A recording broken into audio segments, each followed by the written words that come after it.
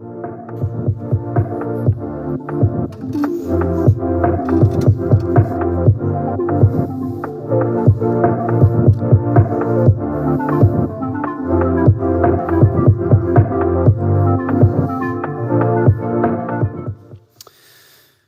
right, who saw the world's coolest rainbow yesterday? We had a wedding here last night. Yeah, there we go. Arcella.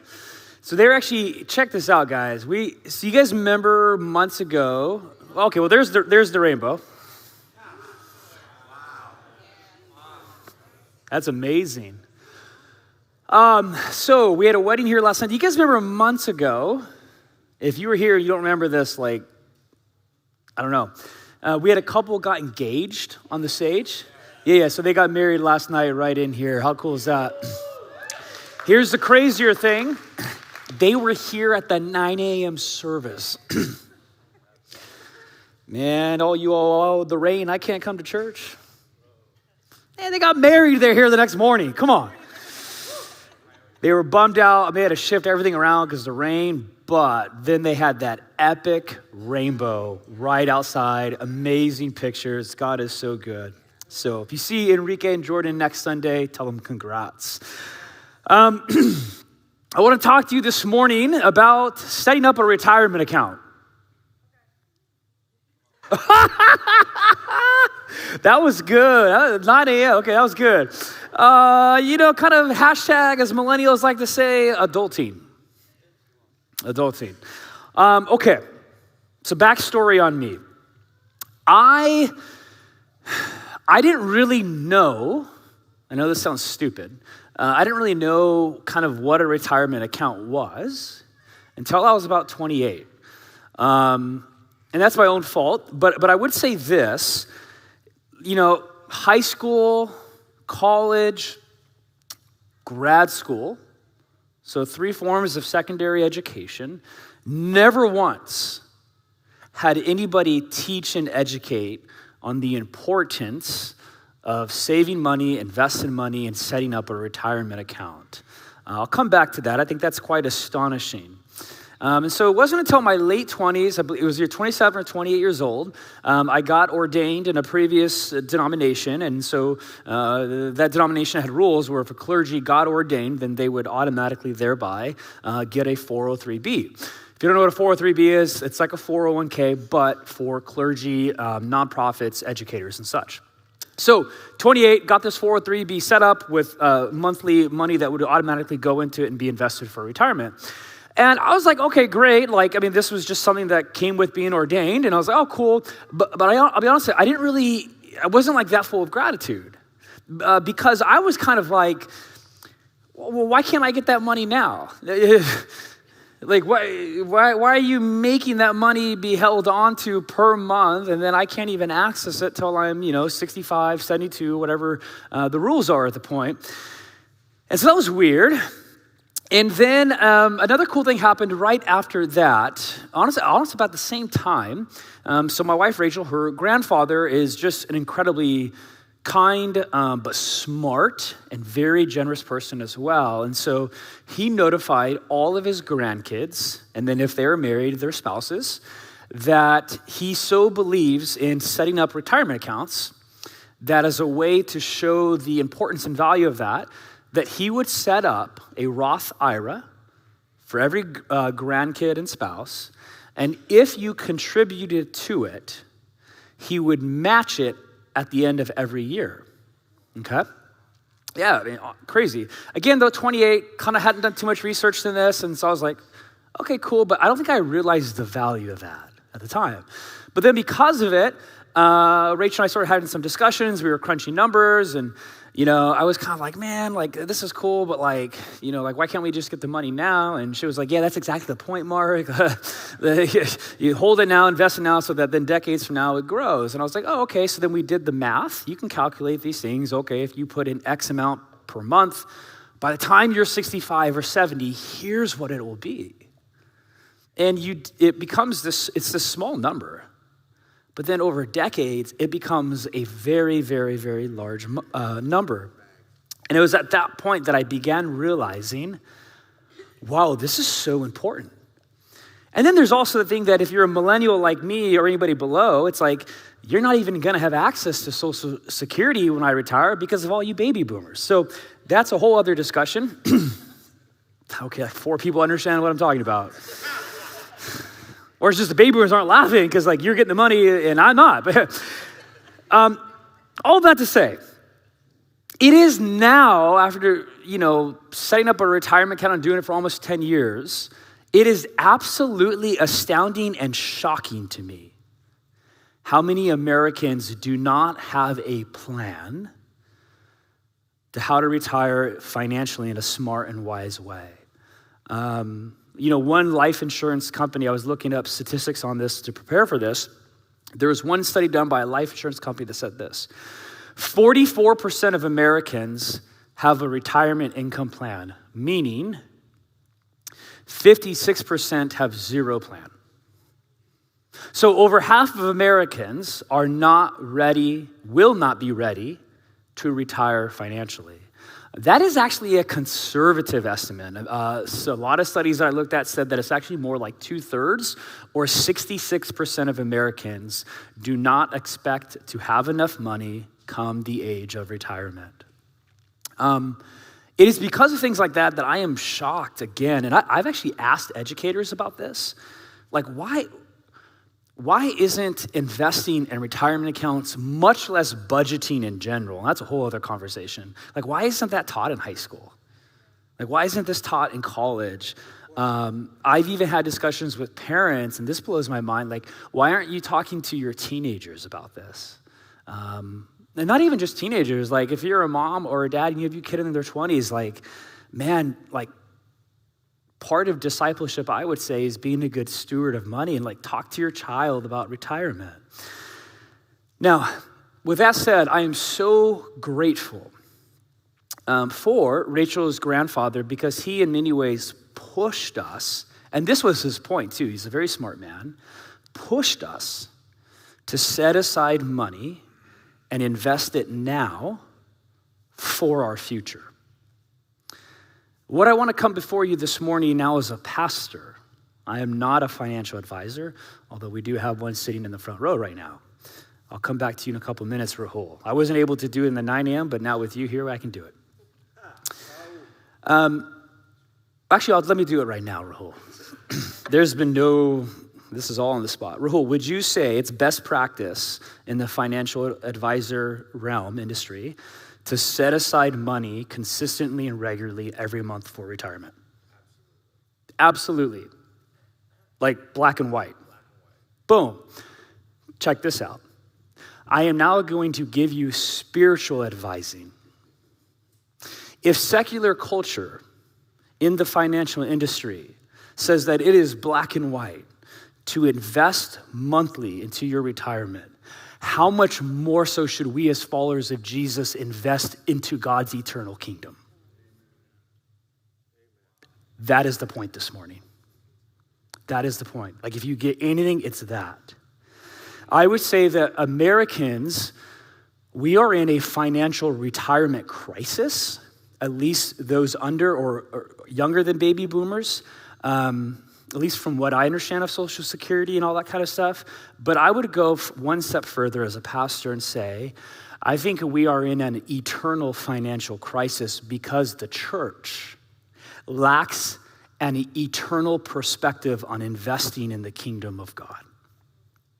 Randy Alcorn, who I've been quoting a lot this series, there's 2 books back there. This is the last Sunday to purchase them. Please do yourself a favor. Honestly, out of just a pure investment, like, go read his books. They're all biblically based. I think he's better than Dave Ramsey. I know that might be a sin to say in the church, but that's okay. Here's what he says in Giving is the Good Life. Let this shed perspective to you. In contrast to those who think 40 years ahead, we should think 40 billion years ahead. Think of it. In God's new universe, our investments via giving will still be yielding dividends 1 billion years from now. And so for the third and the last time, turn with me to 1 Timothy chapter 6. If you need a Bible this morning, page 812. If this is your first Sunday here, or you've been out the last two, we are in just a very short 3-week series, and this morning is the third one. Next week is Celebration Sunday, and then we start our Christmas series. But we've been anchoring ourselves in 1 Timothy 6. And what I want to do now is, I actually want to read our whole passage. And now I have broken it up into thirds the last 3 weeks. Now I'm going to read the whole thing just for review. And then the rest of this morning is going to be me just focusing in on the very last verse, which is verse 19. But let me reread it all. 1 Timothy 6, starting at verse 6. But godliness with contentment is great gain. For we brought nothing into the world, and we can take nothing out of it. But if we have food and clothing, we will be content with that. And those who want to get rich, now Paul's not down on money. There's nothing wrong with money. He's talking about those who want to become rich, who worship money. Those who want to get rich fall into temptation and a trap, and into many foolish and harmful desires that plunge people into ruin and destruction. And for the love of money is the root of all kinds of evil. Some people, eager for money, have wandered from the faith and pierced themselves with many griefs, right? We talked about people who win the lotto. Verse 17, command those who are rich in this present world. Last Sunday, that's all of us. Not to be arrogant, nor to put their hope in wealth, which is so uncertain, but to put their hope in God. And here's why Christians should be the most generous people. Because we serve a God who richly provides us with everything for our enjoyment. Command them to do good, to be rich in good deeds, and to be generous and willing to share. And here it is, folks. This is it. In this way, they will lay up treasure for themselves as a firm foundation for the coming age, so that they may take hold of the life that is truly life.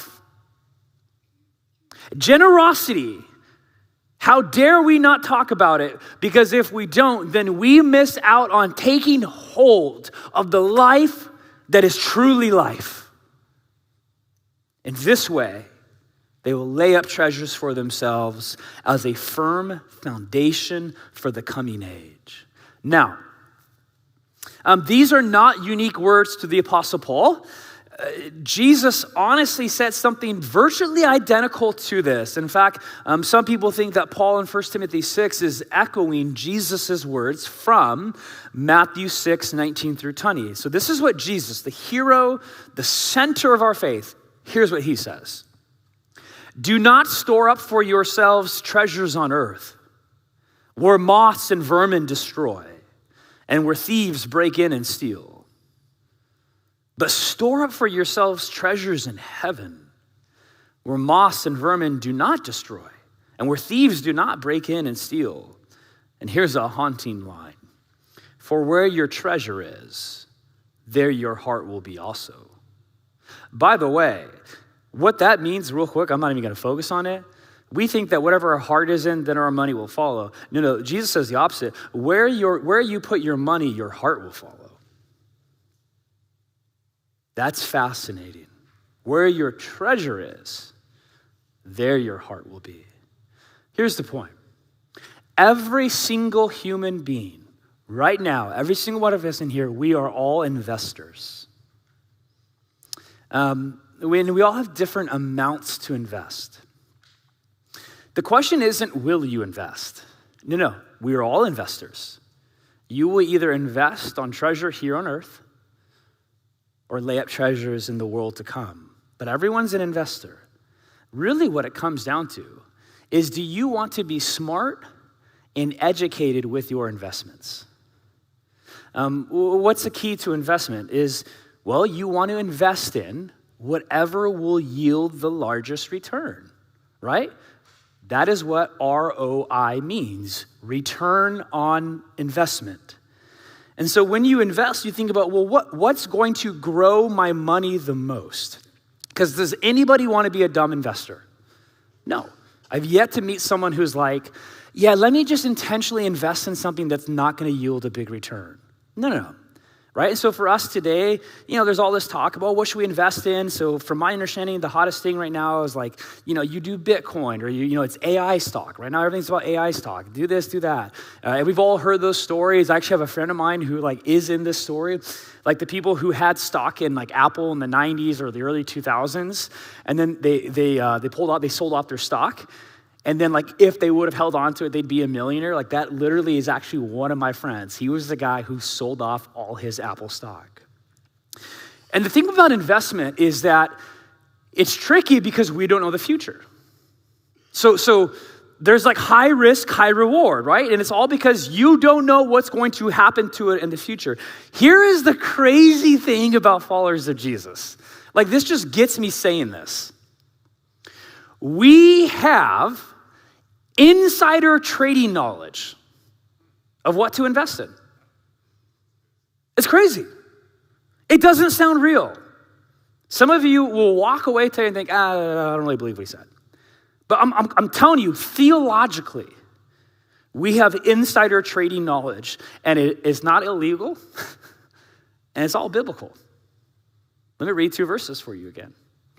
Lay up treasure for themselves as a firm foundation for the coming age, so that they may take hold of the life that is truly life. But store up for yourselves treasures in heaven, where moss and vermin do not destroy, and where thieves do not break in and steal. Jesus is very black and white. Now, we're uncomfortable with his words as Americans. But nobody should follow Jesus because he's comfortable. Here's another way to describe this concept. Now, this comes from Randy Alcorn, again, Christian pastor, author. I think his view on money is so biblically saturated. He's got this great 1.5 minute video that offers a perspective, a model, if you will, of how to think through these very things. So here it is, 1.5 minutes. Jesus says, do not store up for yourselves treasures on earth, where moth and rust destroy, and where thieves break in and steal. Why is he telling them don't store up for yourselves treasures on earth? Because they're not going to last. It's not simply that it's the wrong thing to do, it's the stupid thing to do. But Jesus says, turn it around. Store up for yourselves treasures in heaven. Then if you know me, you're going to heaven. Then every day of your life, if your treasures are in heaven, you're getting closer to your treasures instead of moving away from your treasures. He who spends his life moving away from his treasures has reason to despair. He who spends his life moving toward his treasures has reason to rejoice. This life is just a dot. And from that dot extends a line, and that line is going to go out forever. We all live in the dot, but if we're smart, we're not going to live for the dot. We're going to live for the line with the people of God. God who will live forever, people who will live forever, his word which will live forever.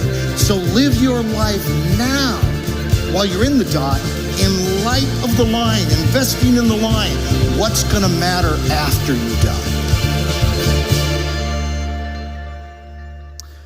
He writes this in the Treasure Principle, which is, you could read the book in 3 hours. It's so good. Here's what he writes in the Treasure Principle about that video. Our present life on earth is the dot. It begins, it ends, it's brief. But from that dot extends a line that goes on forever. That line is eternity, which Christians will spend in heaven. Right now, we're living in the dot, but what are we living for? The short-sighted person lives for the dot. The person with perspective lives for the line. The person who lives for the dot lives for treasures on earth that will end up in the junkyards. The person who lives for the line lives for treasure in heaven that will never end. Giving is for the line. I think that's so good. He has this other catchy phrase in the same book. He says, quote, you can't take it with you, but you can send it on ahead. So here, honestly, just to the point, here's my main question for you this morning. Do you live for the line or do you live for the dot? Let's put up that graphic there. Do you live for the line or do you live for the dot? Right now, we're all in the dot. But the line goes on forever. It doesn't end. I mean, even that graphic itself doesn't do justice to what eternity is. The other way of putting this is, where do you lay your treasures? Do you lay your treasures, your investments, in this life or eternal life to come? It's a haunting question. I think it's a question actually that I think we have to wrestle with for the rest of our life. Actually a little bit under a year ago, I think it was after Thanksgiving, beginning of December-ish, right here at the bridge, I had a conversation with someone that I will never forget. You know, being a pastor, there's pros and cons. I can give you a lot of cons. But one of the pros is that by God's grace, I get a front row seat to people's hearts. And sometimes it's messy and dirty. But then times like this, it is tears of joy. So around this time last year, so every year, if you guys are here at the bridge, you know this, we do an end of year giving initiative every year. And there was a person, I got notified from our accountant, who gave a very large donation to our end of year giving initiative. Now, I'm not gonna say the name, the amount, and yes, this person has given me permission to share. But I will say this because I think it matters. When I say a large amount, I'm not talking like $10,000 or $20,000. I'm talking more. So you can just let that sit. I got notified that this person gave a large donation to the bridge. And when I found out who it was, I was actually, I remember getting this email in my kitchen. I actually had tears of joy. And here's one of the reasons why. This person, a lot of times I think people think that people who give very large, generous donations, like, again, big money, oh, that's like a retired person, or, you know, all their kids are moved out of the house and they're sitting on, you know, millions and millions and millions of dollars. And so, oh yeah, it's easy for that person to do that. Like that's kind of the common conception. Well, this person is not retired. This person has kids. Like they didn't fit the stereotype is what I'm getting at. And so I was just shocked. Not shocked at this person because this person's an amazing person with an amazing heart. It actually made a lot of sense, but I was still overwhelmed by it. And so I was just like, whoa. And my first thing is I wanted to know, like I was so fascinated by this, like what caused this person to do this? Like what's the motivation? So I found this person the next Sunday here at church, and I went up to them and I talked to them one-on-one, and I said, hey, first I just need to thank you. I guess the least I can do is thank you. Like a thank you does not do justice. But then I said, hey, if you don't mind me asking, and you don't have to answer if you don't want to, it's totally cool. But I am curious, like what led you to do this? Like this is such an extravagant thing, like what? And I will never forget what this person said. They said two things that I want to share. First thing they said is, well, you know, Mark, the end of the year, sitting on some cash, and I would usually just invest it in the stock market. But then I thought, what better investment could I make than invest it into God's eternal kingdom? And I was like, yeah. Okay. Like, that's legit. It gets better. Then I'm like, no, they said this. They took the initiative to say this. They said, Mark, I owe you a thank you. And I was like, okay, no, you don't, but whatever. Mark, I need to thank you for giving me the opportunity to invest in God's kingdom. That will never leave me for the rest of my life. Like the mindset, the heart, the humility of someone, think that you provided an opportunity for me to invest into eternity. That's insane. Okay? Now, I left that conversation and I was mulling over this for a couple weeks. And I mean, still to this day, almost a year later. And it was convicting for myself. Like, just how do I view my own money? And then it made me think, man, this is a whole perspective change on money. And it's actually even way more than a perspective change. It really gets at the core of our role. Alcorn, again, another great quote. He says this: your role in that kingdom, being the kingdom of God, is not only as a son or a daughter of the king. That's what we usually preach about. But also as an investor, as asset manager, and an eternal beneficiary. One of the things that I want to urge you to think of yourself as is, do you view yourself as an eternal investor? Because you're an investor. Do you lay up your treasures with whatever God has entrusted you with? And we're all in different places. I mean, it's not about the amount of money. That's not the point.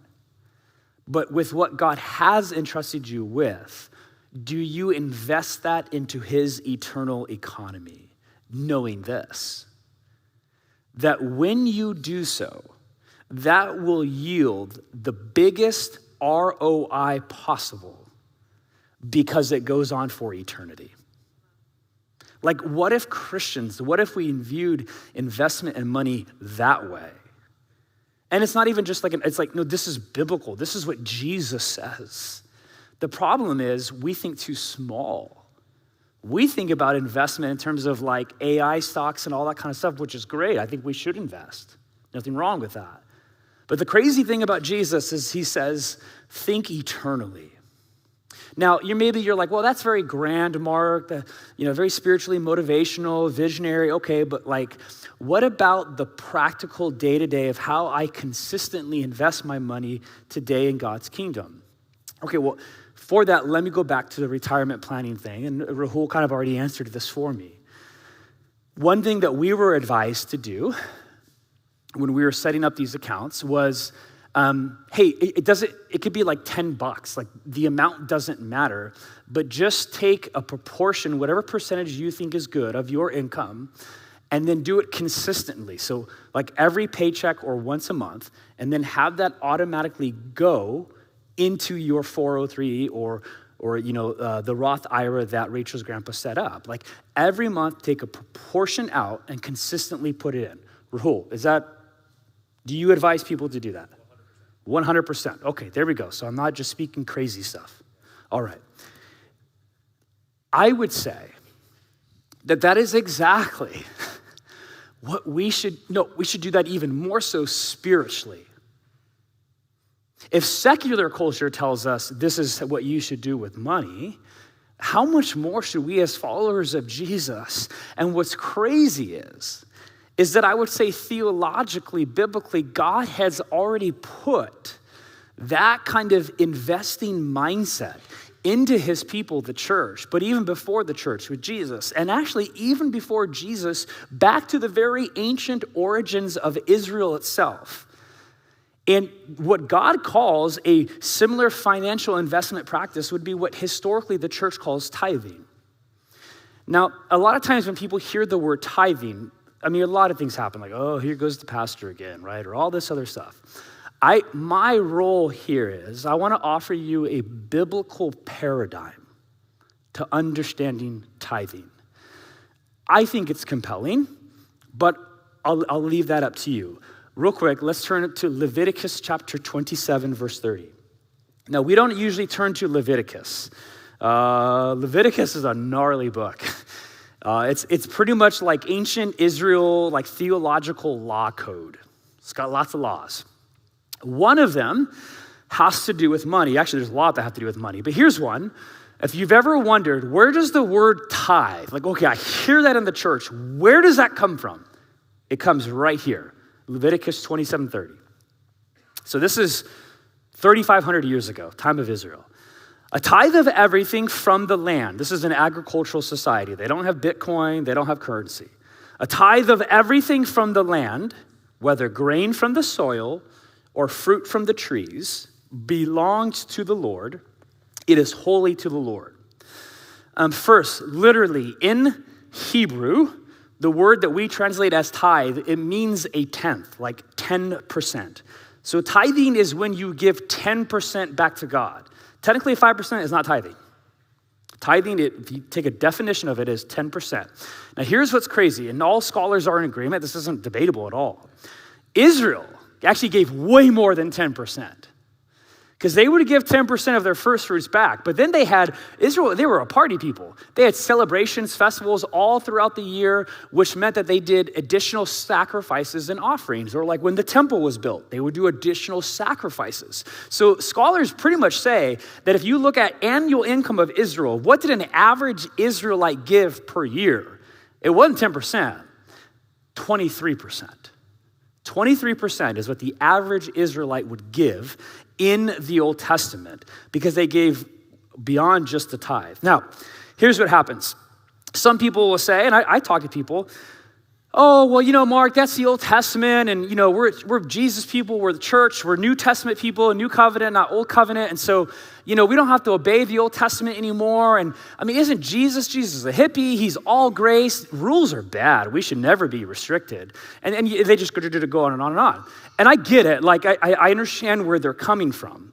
But honestly, like theologically, and I've done a lot of reading on this, it's just not a good argument. And I don't have time to get into all of it. Let me just point out a couple things. One, Israel was radically poor. God still had them gave 10%. What are we today? We're wealthy. So A, let's just let that sit. B, couple other things. The church or the New Testament was far more generous than just the minimum tithing. So if you want to look at the church, like if you want to go that route, great. Let's open up the book of Acts and let's read about them just sharing their property. Really what the early church does is they get rid of 10% and they just say 100%. So if you want to go that route, it's not a good route to go down in terms of if you want to hang on to your possessions. The other thing, though, is that Jesus and the early church were completely Jewish. It was a Jewish faith movement that started. Now, it grew out of and became different than the Jewish faith. But it's not debatable to say that Jesus and the early church practiced tithing because that is what normal Jewish people did, just like Sabbath. Well, Mark, Jesus was anti-Sabbath. No. Jesus practiced Sabbath. The bone that Jesus had to pick with the Sabbath was that how they were lording it over poor people and using it to oppress them. Jesus did not eradicate the Sabbath. He went back to the core and the intent of it. And then there are black and white things in the New Testament that talk about it. Matthew 23 is one of them. So this is Jesus talking. Woe to you, teachers of the law and Pharisees. So these are the Jewish religious leaders of the time. You hypocrites. Well, that's never a good thing for Jesus to call you a hypocrite. You give a tenth, a tithe, of your spices, mint, dill, cumin. But you have neglected the more important matters of the law, justice, mercy, and faithfulness. Now stop. Oh, look, see, Jesus is saying, you don't need a tithe. That's not important. What matters is that you practice social justice. Yeah, social justice. Jesus doesn't care about tithing, right? You should have practiced the latter without neglecting the former. Here's his point. His point here is he's not talking about tithing. And he's railing on them because they have not looked after the orphan and committed to justice, which is a whole word for the church today that we need to hear. But Jesus doesn't take that opportunity and say, therefore, you can stop tithing and just focus on this. And he says, no, actually, I expect both of them from you. There's an example of Paul, 1 Corinthians. Every week they gather, and money is brought. Irenaeus, who lives just 100 years after Jesus, so historically a short time period. If you want to get inside the mind of the early church, here's how they thought. Listen to this. The Jews were constrained to a regular payment of tithes. So limited, you have to give 10%. Here's the Christian perspective. Christians who have liberty assign all their possessions to the Lord, bestowing freely not the lesser portions of their property. And here's the game changer: since they have the hope of greater things. Since we have the hope of greater things. One person puts it this way: if you truly have a spiritual inheritance, you will be promiscuously generous with your earthly inheritance.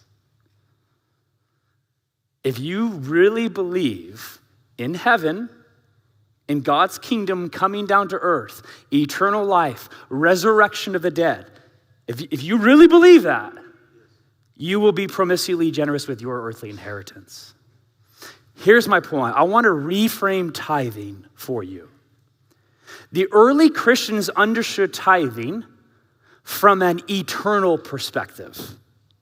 They lived for the line, not the dot. And they understood tithing just like you and I understand setting up a retirement account today. Tithing is investing. This is the way we should talk about tithing from a biblical lens, which is an eternal lens. What do you do in retirement? Well, okay, monthly, proportionally and consistently, I will take this money, I won't use it now, and I'm going to invest it so that in the future it grows exponentially. Yeah, that's exactly God's mindset and the blueprint in the scriptures for tithing, but for an eternal kingdom of God. So if we do that in secular culture for our future, or we should disciple and tell our kids to do that, how much more spiritually should we do that when we are guaranteed the highest ROI that will ever be seen and go on into infinity? Like basically what God is telling us, hey, I'm telling you what stock to invest in. I'm telling you which one's going to have the eternal ROI. So start investing in it now and do it regularly and proportionally, because if you don't, you're going to miss out for eternity. Tithing is investing in God's eternal economy. And I would also say that tithing is God's way of getting us to practice that habit so that we get a high ROI, that we are learning how to experience eternity now. Tithing is just the first couple steps. The point is not tithing. Tithing is not the end goal. It's not a thing to check off. Tithing is to launch you into a generous life so that what? So that you take hold of the life that is truly life. I have 3 kids, 2 of them, one of them knows how to ride a bike now. Surprising thing, it's not my 7-year-old son, it's my 5-year-old daughter. Edie, so not surprised? Oh yeah, she's got grit.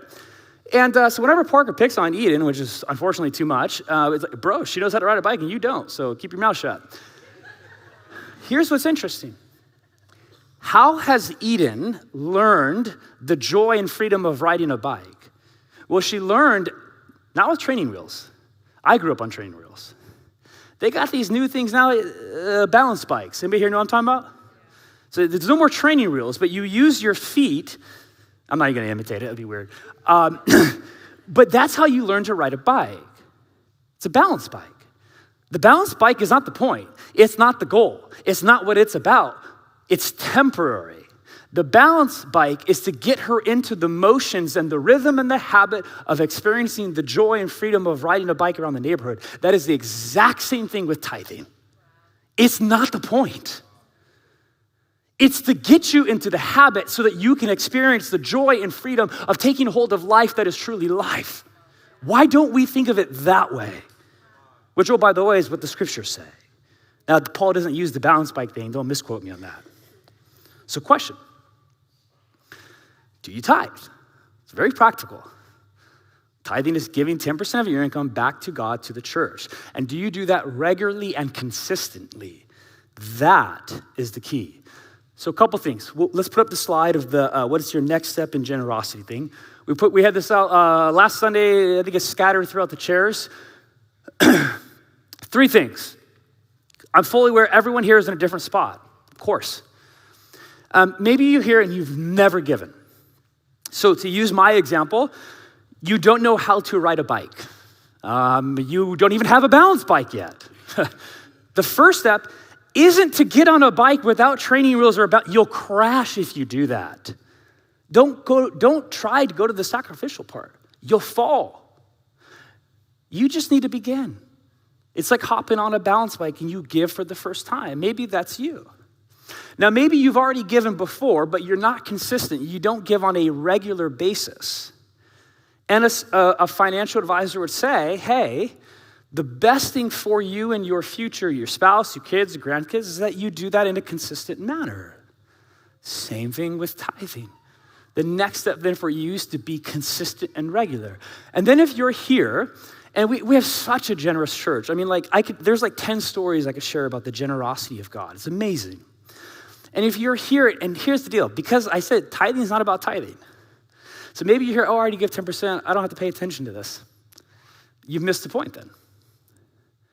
If you give 10%, then the question should be, well, what's your next step in generosity? It could be 11%, 12%, 15%. It's not about the number, right? Should a millionaire who's already invested $10 million in their retirement account, should they just stop? Oh, no more investing for me? No. I'd actually probably say the reason why, unless they were given that money, that's a different conversation, but maybe one of the reasons why they have that much money is because they're smart and savvy with it, and so they'll invest it even more.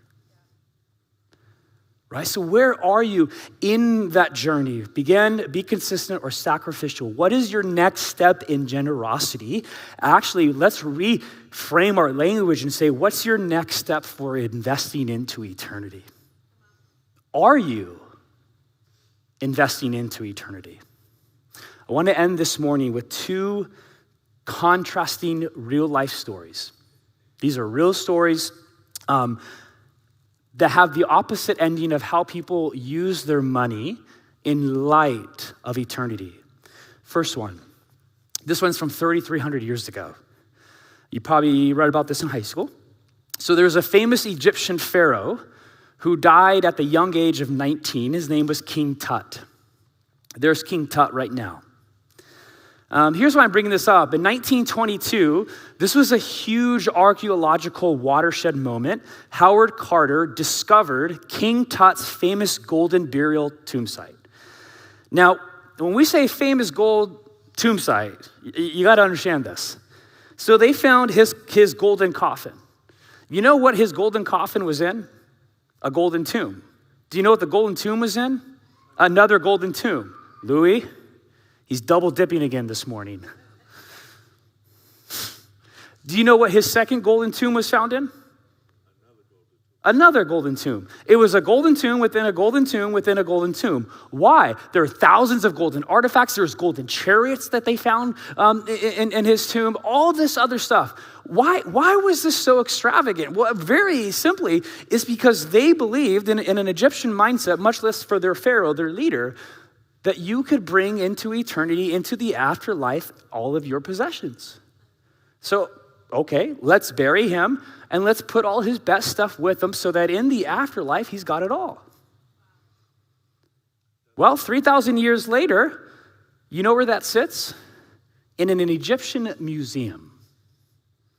King Tut's return of investment, as measured by eternity,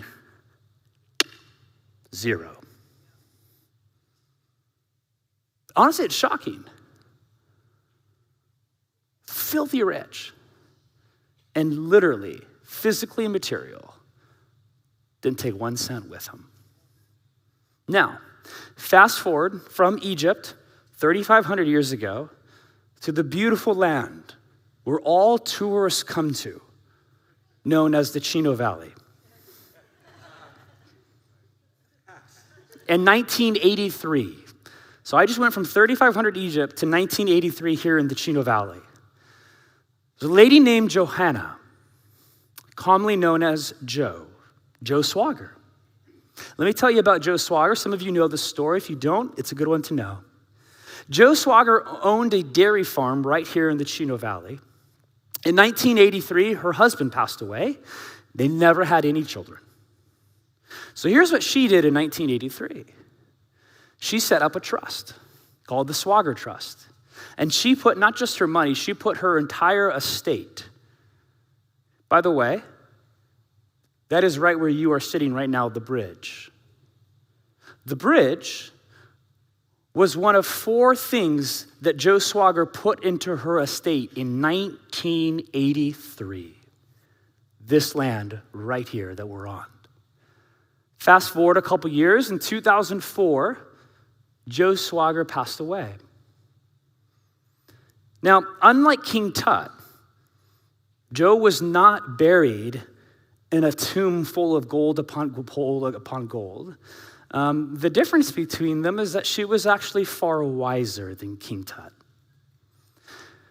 Joe invested her estate into God's eternal economy. Now here's the deal. When she passed away in 2004, she did not see the fruit of her investment. That land, even what's behind in that picture, the gas station, the Jiffy Lube, wasn't even there. Just dirt. But now, decades later, you know what I think Joe is doing right now?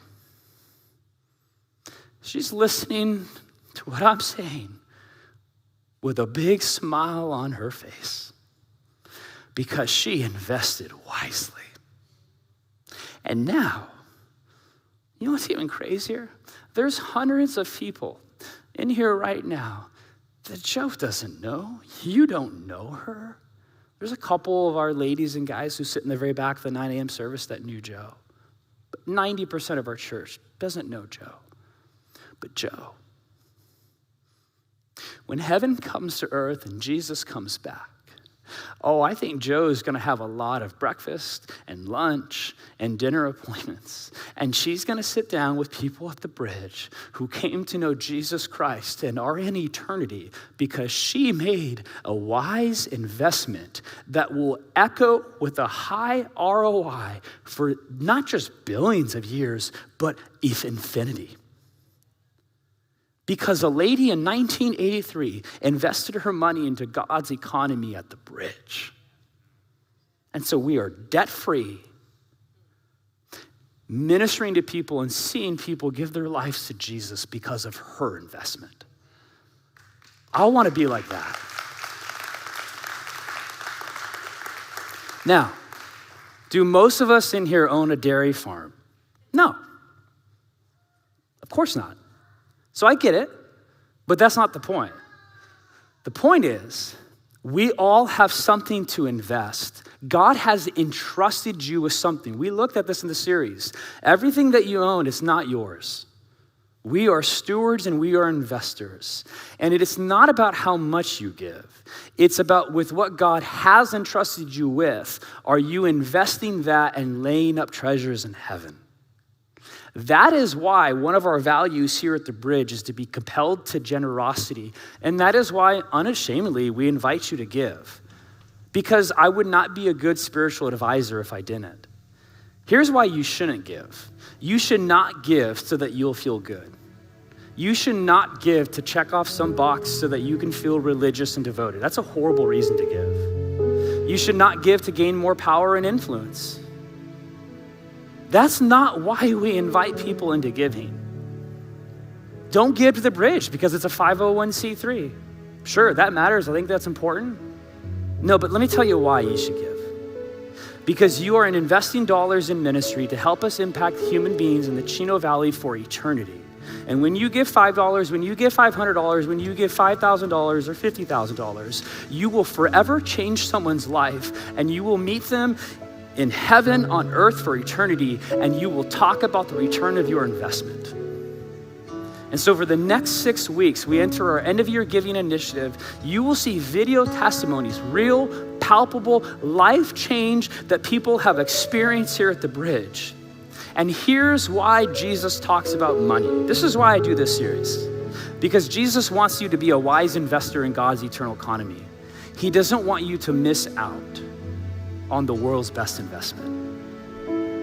Can you imagine if we had insider stock knowledge of the investment to put money in and I said nothing to you? What a fool. Selfish. Let me end with this quote from Redeemer Presbyterian Church. There are only 2 things from this world that will never pass away: God's word and people.